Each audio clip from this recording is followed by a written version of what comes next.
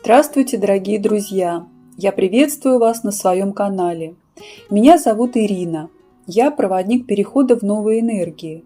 Через медитации, тексты и фильмы я помогаю людям мягко освободиться от старых шаблонов, вины, страха, зависимости от чужих мнений и войти в состояние внутреннего равновесия, где человек чувствует себя в потоке, а не в борьбе. Мой проект – это не учение, не курс и не путь к просветлению. Это мост между старым и новым сознанием, где человек сам вспоминает, кто он. Мы все сейчас чувствуем, энергии на Земле меняются. То, что раньше было привычным, больше не работает.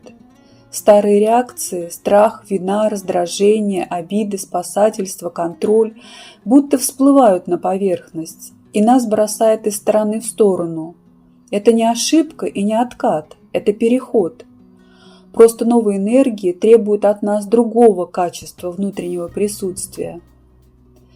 Почему старые реакции активно поднимаются сейчас? Солнечная энергия через сильные вспышки поступает на Землю. Солнце присылает новые коды, новые программы, которые должны встроиться в наше тело и сознание. Но они не могут войти, пока мы заняты старыми установками, шаблонами и автоматическими реакциями. Поэтому новые высокочастотные энергии выдавливают из нас старые коды. Тело сигналит через боль. Ноют, болят суставы и кости, кружится голова. Мы ощущаем жар или холод, тошноту, расстройство пищеварения, кожные высыпания, простудные заболевания. Это естественный процесс очистки и перестройки. Земля также получает от Солнца новые коды, программы. Мы видим, как болит ее тело. Через природные катаклизмы она разрушает старое, чтобы на этом месте сотворить что-то новое и прогрессивное. Земля также повышает частоты. Это видно через резонанс Шумана, который повышается. А наше тело синхронизируется с этим изменением. Каждый такой сигнал – это не болезнь в привычном смысле. Это тело говорит с нами. Обрати внимание на старые установки. Отпусти то, что больше не служит. Дай место новому. Меняйся. Именно здесь начинается важный шаг – наблюдать за собой, своими реакциями, страхами, привычными мыслями и автоматическими реакциями, чтобы постепенно трансформировать их в новые, поддерживающие, позитивные и легкие установки. Когда частота энергии повышается, все неосознанное начинает проявляться. Новые высокие частоты начинают очищать наше тело, разрушая, выдавливая старые низкочастотные энергии. То, что раньше было глубоко спрятано, старые травмы, боль, обиды, чувство «меня не слышат», «я никому не нужна», вдруг начинает звучать громко. Но не для того, чтобы нас мучить, а чтобы мы, наконец, увидели, как мы реагируем автоматически, как быстро включается защита, критика, желание доказать, закрыться, как в мультике про крошку-енота. Мы, как крошка-енот, подходим к зеркалу жизни. Злимся и видим злость в ответ. Боимся, и отражение пугает нас. Но стоит улыбнуться, и мир улыбается обратно. Все, что мы встречаем наружу, это мы сами, просто в отражении воды. Все, что мы называем негативными людьми или несправедливостью, это просто отражение того, что происходит в нас самих. Когда мы перестаем воевать с отражением и мягко поворачиваем внимание внутрь, мир начинает улыбаться нам в ответ. Новые энергии не терпят автоматизма. Новая частота – понимание, что внешний мир – зеркало внутреннего состояния. Они зовут в осознанность. Как работать со старыми установками? Первый шаг – заметить, не бороться с собой, не гнать мысль, а просто увидеть. Ага, я опять обиделась, опять почувствовала вину, опять сжалась. Это уже огромный шаг, потому что в момент осознания вы уже не спите. Второй шаг – дать место этому чувству. Например, я чувствую раздражение, потому что раньше меня не слышали. Честно сказать себе, да, я злюсь, но сейчас я понимаю, что я сама себя предавала, не слышала себя. поэтому и окружающие меня не слышали. Но сейчас я внимательна к своим чувствам, сейчас я могу услышать себя. И третий шаг – трансформировать старую бессознательную реакцию. Я могу изменить свое настроение и свое поведение. Это не происходит за один день. Но постепенно, наблюдая за собой, вы начинаете ловить свои бессознательные реакции все интенсивнее. Наблюдение за собой входит в привычку, и старый код распадается, потому что вы больше его не подпитываете, не реагируете с той интенсивностью, как раньше. И вместо старой привычной установки поведения в нас загружаются, распаковываются новые знания, необходимые нам в новом современном мире. Например, такие как яснознание, ясновидение, яснослышание. В нас включается возможность считывать информацию из информационного поля пространства. Давайте рассмотрим некоторые старые энергии и потренируемся, как с ними работать. Например, как работать со страхом. Страх – это энергия, которая держит у порога. Страх – это не зло и не ошибка. Это наш самый древний способ выжить. Он был нужен, когда вокруг было опасно. Но сегодня страх часто включается, даже тогда, когда угрозы нет. Как страх проявляется сейчас? Он прячется под разными масками. Страх быть собой. А вдруг осудят? Страх действовать. А вдруг не получится? Страх отпустить. А вдруг без меня все рухнет? Страх перемен. А вдруг станет хуже? И все это не про настоящее, а про память тела, про ту часть нас, которая когда-то испытывала боль и теперь охраняет нас от повторения. Что происходит внутри? Когда страх поднимается, тело сжимается, дыхание становится поверхностным, сознание сужается. Мы перестаем видеть реальную картину, видим только возможную опасность. Мы не живем, а защищаемся. Не выбираем, а избегаем. Не идем вперед, а ждем, пока станет безопасно. Но страх не тюрьма, а сигнал. Он приходит, когда мы подходим к границе старого и нового. Он не говорит «стой», он говорит «смотри, ты выходишь за пределы привычного». Если в этот момент не убегать, а просто дышать, через несколько минут волна страха отступает, и под ней появляется тишина, в которой живет наша сила. Пример. Женщина долго терпит нелюбимую работу, она устала, но боится уйти. Вдруг не справится, вдруг не найдет лучше. Страх сжимает, не дает дышать. Но однажды она делает первый шаг, не увольняется, а просто говорит себе правду. «Я больше не хочу жить так. Буду искать новую работу по душе. Пусть будет, как будет». И в тот момент страх не исчезает, но перестает управлять. Он становится рядом, как компас. Там, где страшно, там выход из старого сценария. Когда мы перестаем с ним бороться, он превращается во внимание, в ясность, в энергию движения. Новый путь всегда начинается там, где вчера нам было страшно. Что делать в этом случае? Попытаться мысленно прожить свой самый страшный страх. Прям представить в картинках и прочувствовать. Ну как, страшно? Заметить свою реакцию, делать вдох и сказать себе: да, предположим, это случилось. Ну что ж, поищем выход из этой ситуации. И создайте мысленно выход из данной ситуации. И тогда вам уже понятно, как выбраться из этой ситуации. И уже не страшно, потому что страх возникает из неизвестности. А вам уже все известно. И вы видите пути выхода из данной ситуации. Пример. Как работать с виной. Вина. Признаки. Ощущение, что вы кому-то должны, даже если вас не просили. Стремление быть хорошей и удобной. Это старая привычка любить через страдания. С самого детства нас учили, если мы сделали плохо, нужно пожалеть, исправить, попросить прощения. И постепенно внутри закрепилось: если я чувствую вину и стремлюсь что-то исправить, значит я хороший человек. Но на самом деле вина не очищает, она застревает внутри и отнимает силу жить. Человек как будто все время немного должен себе, близким, миру. Мы чувствуем вину, когда отдыхаем, когда говорим «нет», когда выбираем себя. А ведь именно это и есть взрослая любовь к себе. Пример.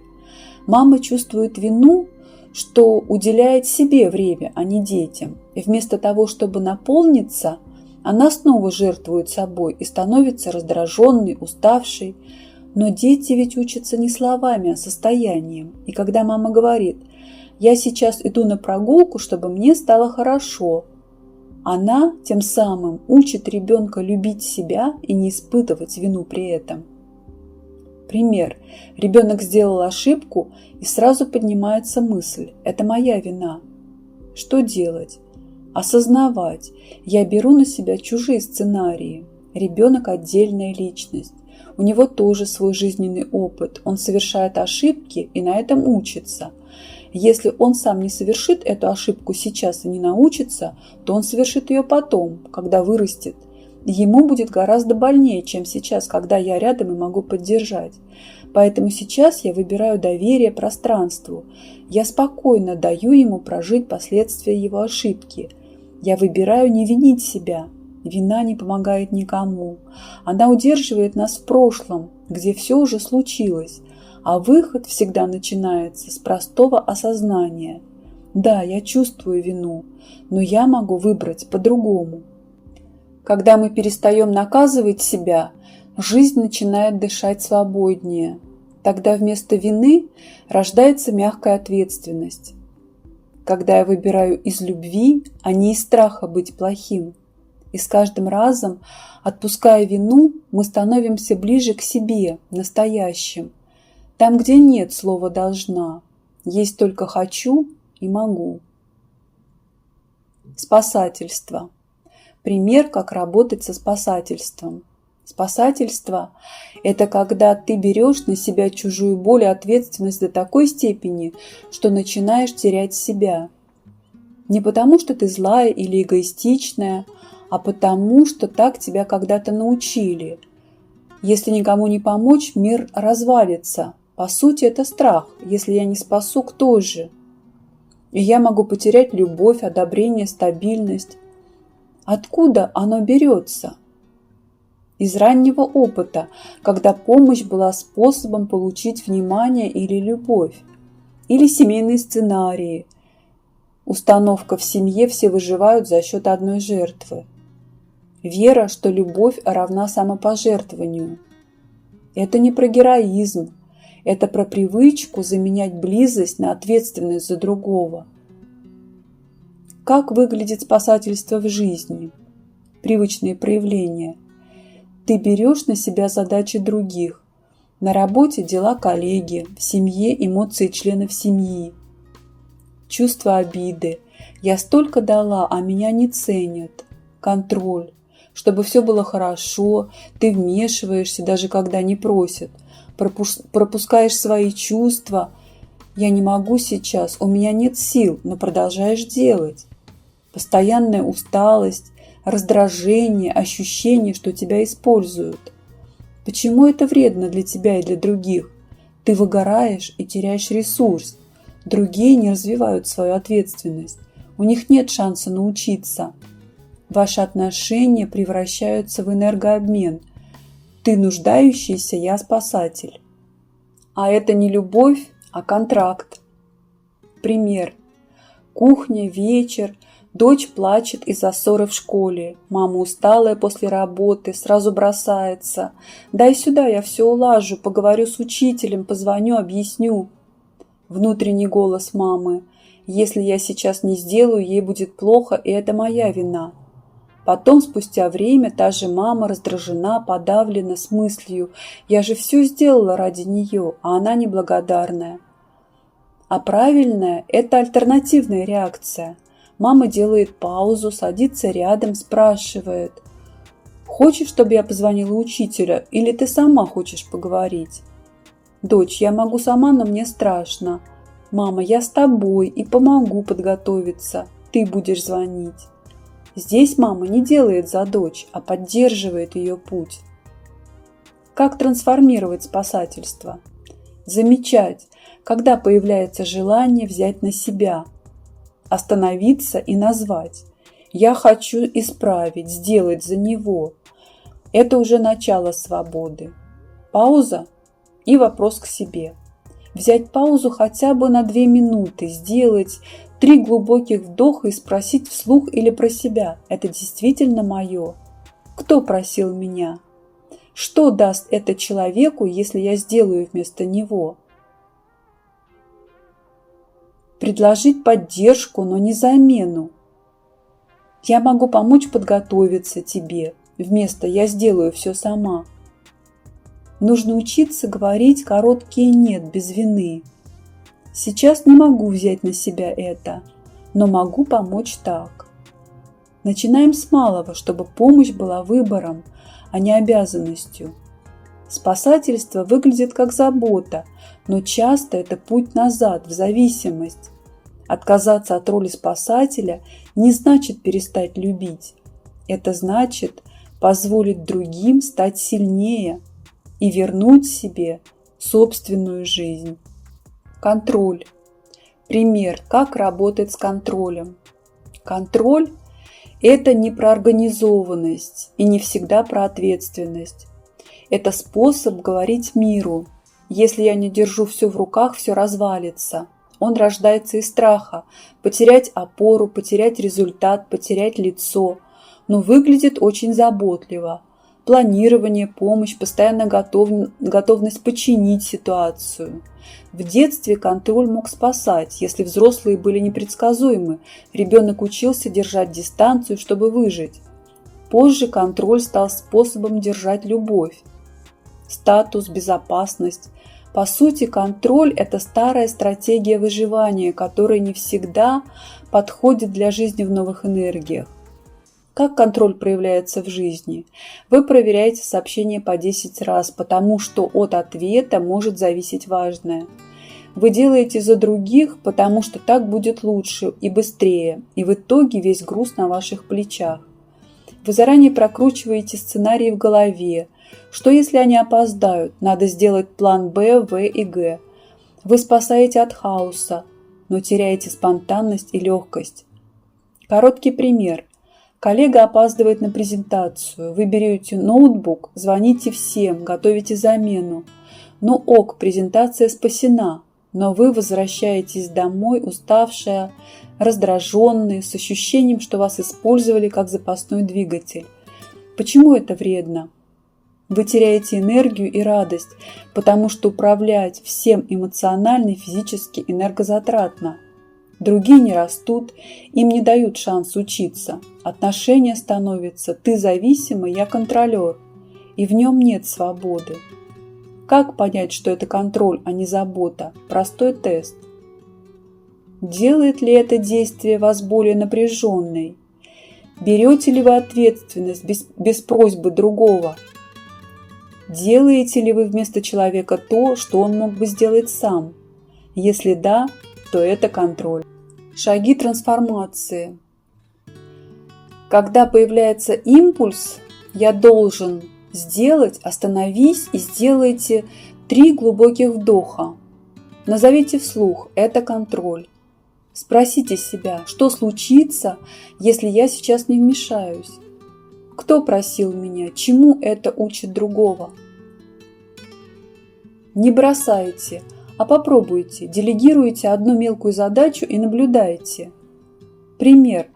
Пусть опоздавший на презентацию сам позаботится о срывающемся мероприятии, а вы будете рядом, чтобы поддержать. Повторяйте: я доверяю процессу, я делаю то, что мое, и даю другим шанс. Повторять как мантру несколько раз в день.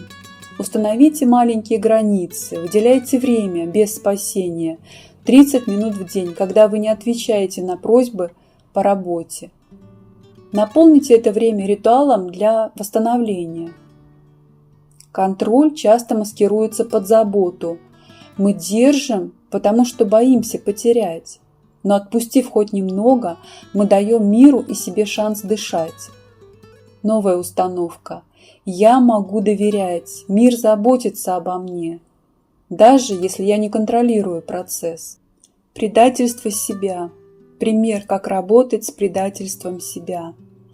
Предательство себя – это когда ты регулярно ставишь чужие ожидания важнее своих потребностей.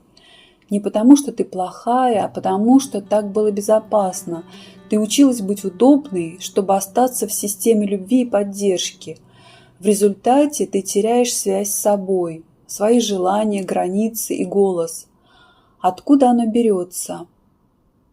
Это ранний опыт, похвала за послушание и наказание за собственное желание. Социальные роли – хорошая дочь, идеальная мать, надежная коллега. Страх потерять отношения или уважение. Поэтому мы выбираем уступать, даже если внутри протест. Как это выглядит на практике? Знакомые проявления. Говоришь «да», хотя внутри нет. Откладываешь свои проекты, отдых, здоровье, потом, ради чужих задач. Чувство пустоты. Вроде все зовут и хвалят, а ты не чувствуешь радости. Ты помогаешь, но через время чувствуешь обиду на тех, кому помогала. Постоянная усталость, внутреннее раздражение, ощущение, что тебя съедают. Простой пример. Подруга просит помочь с переездом в выходные. Ты обещаешь, хотя планировала уехать одна на природу. В итоге ты помогаешь, устаешь, а в душе обида и печаль, потому что недополучила то, что было важно тебе. Почему это опасно? Энергетическое истощение, ты теряешь ресурс и здоровье. Потеря смысла, твоя жизнь идет по чужому сценарию. Отношения деформируются, люди привыкают брать, а не давать. Внутренний голос, твоя интуиция постепенно затихает. Как выйти из предательства себя? Понятные шаги. Просто заметить и назвать. Я предала себя в этой ситуации. Это не обвинение, это факт, с которого начинается перемена. Выберите одну мелкую ситуацию на неделе, где вы обычно уступаете, и поставьте маленькую границу. Пример. Сегодня я не могу помочь с этим вечером. У меня запланирован важный отдых. Я помогу в другой день. Попробуйте говорить коротко. Сейчас не могу. Или мне это не подходит. Без оправданий, спокойно. Это возвращает голос. Каждый день по 10-15 минут делайте то, что наполняет. Прогулка, короткая медитация, кофе в тишине. Малые вложения в себя – это кредиты доверия себе. Напиши 3 обещания себе на месяц, реальные и измеримые. Например, каждое воскресенье 2 часа только мое. Не беру работу в выходные. Часто мы предаем себя, потому что не умеем просить. Учись просить и принимать «нет». Это укрепляет границы и честность. Учитесь у другого, как он говорит вам «нет». Можете усовершенствовать его «нет» и делать это по-другому. Пример. Женщина складывает вещи в сумку, уже оделась для прогулки, звонок друга. «Ты сможешь помочь с делами сегодня?» Внутри она думает: «Я так ждала этого утра». Она улыбается, делает паузу, отвечает мягко: «Мне так важно побыть сегодня одной. Могу помочь завтра утром?» В этот момент она чувствует облегчение, тихая, но глубокая радость. Предательство себя не про слабость, это привычка, которой мы научились ради безопасности. Возвращать себя значит говорить честно и делать маленькие шаги в свою сторону. И с каждым «нет», сказанным в свою защиту, приходит больше жизни. Можно заучить как мантру: «Я – мой первый дом, забочусь о нем». Раздражение. Пример, как работать с раздражением. Раздражение – это быстрый внутренний отклик на то, что мешает нашему комфорту, плану или чувству контроля. Оно короткое, резкое и часто маскируется под правду. меня действительно бесит. Иногда кажется, что раздражение просто прилипает. Мелочь, и внутри будто щелкнуло. Человек говорит не тем тоном, кто-то медлит, кто-то навязывает свое мнение, и в нас поднимается волна. Раздражение – это не просто эмоция, это сигнал тела, что ты вышла из равновесия. Пример. Утро, готовишь завтрак, ребенок медлит, опаздываете. Ты резко говоришь: поторопись. Внутри голос: опять та же карусель, я не успею, все рухнет. Пауза. Делаешь 3 вдоха, садишься рядом, смотришь в глаза ребенку и говоришь спокойно: я вижу, ты растерян, давай вместе наденем куртку по шагам. Твоя осознанная смена настроения от сжатых челюстей к мягкой улыбке. И эта искренняя осознанная улыбка, а часто даже настоящий смех и радость, что ты поймал эту старую энергию и справился с ней. Ты устала, тебя не слышат, ты теряешь контроль. И система подает импульс: стоп, мне что-то не подходит. Когда солнечные энергии Земли усиливаются, такие реакции всплывают чаще. Старые программы не выдерживают новых частот.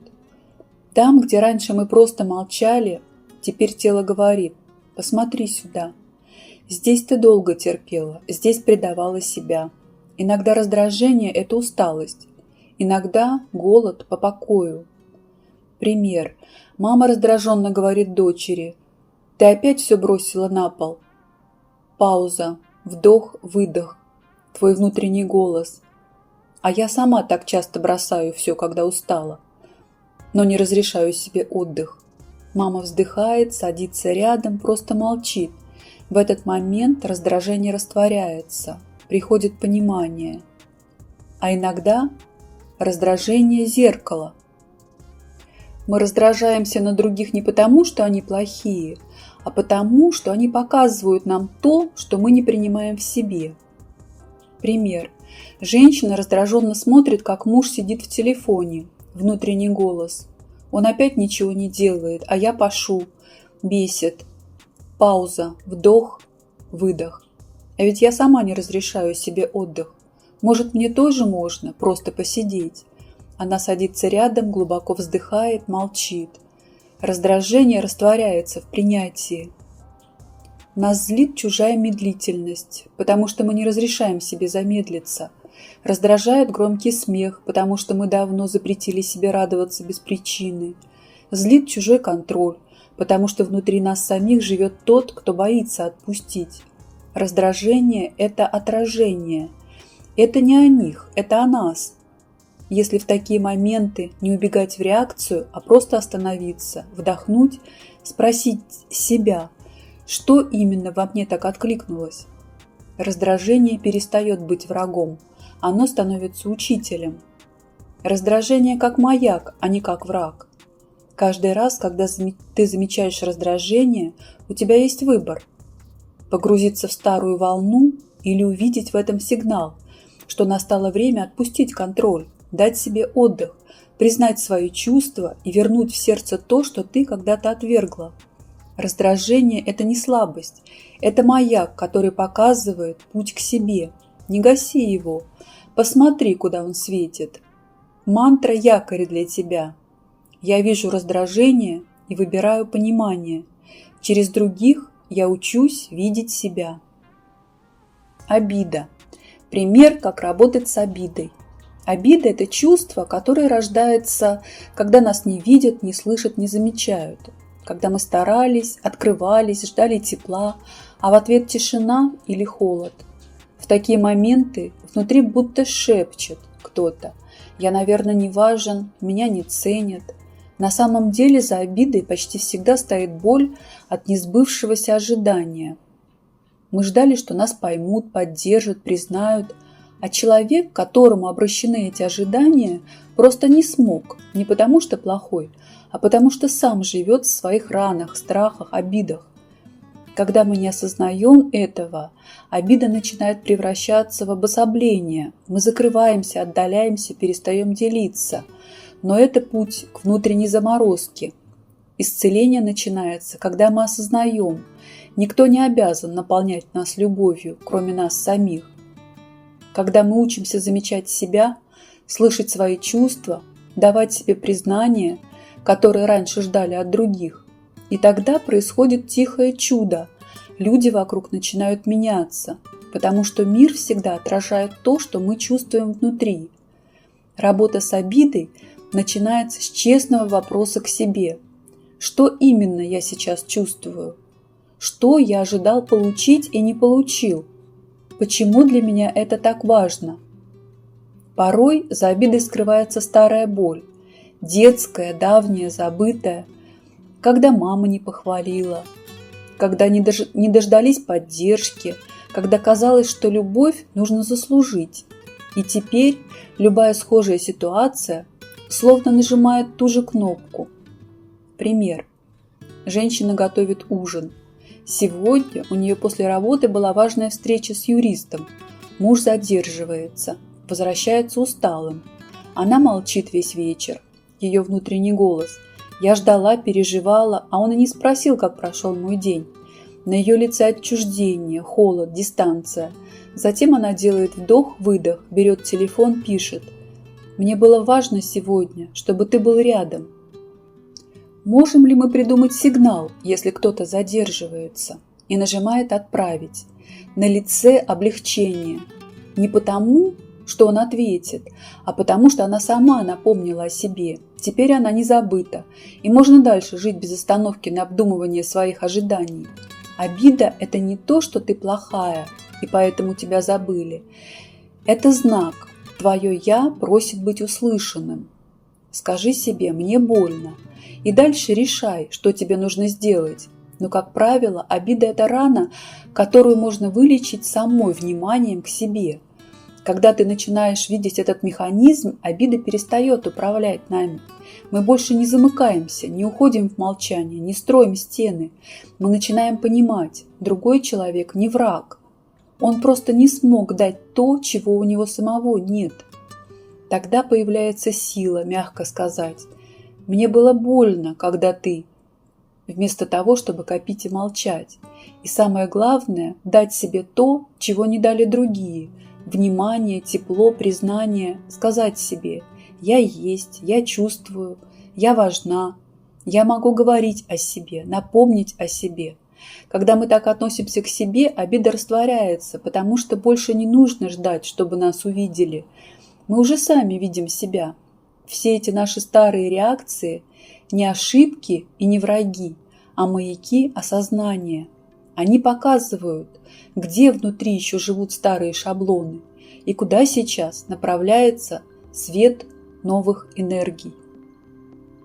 Вход в новые энергии.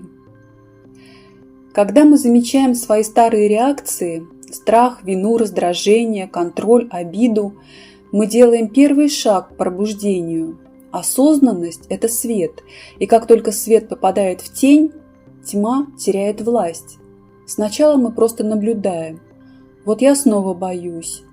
Вот опять виню себя. Опять хочу все контролировать. Опять обиделась. Это не ошибка, это сигнал, что тело и душа учатся по-новому реагировать на мир. Когда мы перестаем бороться со своими чувствами, в нас рождается новая чистота – принятие. Принятие – это понимание. Боль – это послание, которое показывает, где мы еще держим старое. Старое растворяется, и только тогда новые энергии могут войти. Это частоты любви, доверия, радости, творчества, свободы. Любовь к себе – это не то, чтобы каждый день быть идеальной или правильной. Это не про достижения, заслуги или похвалу от других. Это понимание, что ты имела право быть плохой, неправильной, совершать ошибки, плохие поступки. Ты училась жить, понимать жизнь, что без ошибок и плохих поступков не научишься понимать людей без осуждения. Ты растешь, изменяешься, мудреешь, и ты можешь быть всякой разной, просто быть собой здесь и сейчас. Про то, чтобы смотреть на себя без упрека и видеть: я уже есть, я уже целая, я уже значима. Принятие себя без условий, без «если», «но» или «когда». Даже с усталостью, страхами, раздражением, старыми ранами, даже с теми частями, которые нам самим кажутся неудачными или неправильными. Когда мы любим себя такими, какие мы есть, мы перестаем бороться с миром, мы перестаем требовать, чтобы все шло как надо. И вдруг приходит ощущение: все уже хорошо, потому что ты в порядке. Это не эгоизм и не самодовольство. Это внутренний ресурс, из которого рождаются настоящие отношения с другими, настоящая радость и внутренняя свобода. Любить себя значит давать себе ту заботу, которую раньше ждали от других, и при этом не перекладывать ответственность за счастье на кого-то. Мы сами сотворяем свое счастье. Только сами можем создать то счастье, которого хотим, а думали, что кто-то другой нам его принесет. Нет, только мы сами. Когда мы принимаем себя полностью, мир начинает откликаться на это новым образом. Мы перестаем цепляться за чужие оценки, перестаем пытаться заслужить любовь, и вдруг видим: любовь приходит сама, потому что мы ее уже дали себе. И это удивительное чувство, не зависящее ни от чего, ни от кого, тихое, но постоянное, как дыхание. Любовь к себе – это не только тепло к себе, но и открытые руки к другим, потому что тот, кто принял себя, не пытается изменить другого, не спасает, не осуждает. Он просто дает возможность другому человеку также полюбить и принять себя. В этом состоянии мы становимся проводником любви не потому, что должны, а потому, что мы сами наполнены ею. Пример. Раньше кто-то не перезвонил, и мы ощущали: меня игнорируют. Теперь я не завишу от чужого внимания, я выбираю покой. Раньше сдерживали раздражение, улыбаясь, а внутри кипело. Теперь мне нужно побыть одной, чтобы восстановиться. Раньше контролировали все вокруг. Теперь позволяю жизни течь, все сложится. Это и есть новые энергии, тихий поток света, спокойствия и доверия. Они входят в моменты осознанности, когда мы перестаем сопротивляться. Мы начинаем слышать свое тело, свое сердце, свои истинные желания. Жизнь в новых энергиях. Когда новые энергии входят, жизнь меняется изнутри. Мир становится мягким зеркалом, добрым, отзывчивым. Люди улыбаются чаще, разговоры теплее, раздражение уступает пониманию. Он просто еще ищет себя. Мы больше не спасаем, не доказываем, не боремся, мы отпускаем. И это не безразличие, это доверие жизни. Доверие к тому, что у каждого свой путь, свое время пробуждения. Вместо спешки приходит внутренний ритм. Вместо страха спокойная уверенность: я дома, я на своем пути. Мы творим не чтобы заслужить, а потому что переполнены. Любим без страха, что потеряем. Все из состояния бытия. Тело перестает болеть, ум перестает воевать, душа перестает искать. Все становится просто, старое ушло, свет вошел, и мы движемся в потоке с землей и солнцем. Каждое осознанное действие, осознанное дыхание, каждый момент внимания к себе – это шаг в новую жизнь, где твоя внутренняя сила ведет и строит твою новую, счастливую жизнь. Спасибо, что были со мной в этом путешествии. Если что-то из услышанного сегодня откликнулось вам, остановитесь на минуту и прислушайтесь к себе. Какие эмоции, мысли или образы возникли? Что вы хотите взять с собой дальше? Я буду очень рада вашему отклику, вашим комментариям, мыслям, вопросам.